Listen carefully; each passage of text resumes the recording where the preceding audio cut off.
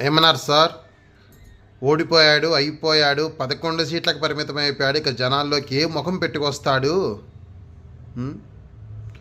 మేము అది చేస్తాం, మేము ఇది చేస్తాం, జనాన్ని నమ్మించాం, ఇక జగన్ ముఖం జనం కూడా చూడరు అన్నారు కదా సార్. ఏమైంది? మా అన్న గోడ కొట్టిన బంతిలా వెంటనే జనాల్లోకి వచ్చాడు ఒక్క నెల రోజుల గ్యాప్లోనే. కారణం ఎవరు? మీరు చేసిన అరాచకాలు కదా, మీరు చేసిన అక్రమాలు కదా. ఒక్కసారి ఆలోచించుకోండి. మా అన్న అనే ముందు మీరు ఒక నెలలో చేసిన అన్యాయాలేంటి, అక్రమాలేంటి, దాడులేంటి, దౌర్జన్యాలేంటి, అవన్నీ మీరు చేయకుండా ఉంటే మా అన్న వచ్చేవాడే కాదు. తొక్కి పడేస్తాడు సార్ మా అన్న.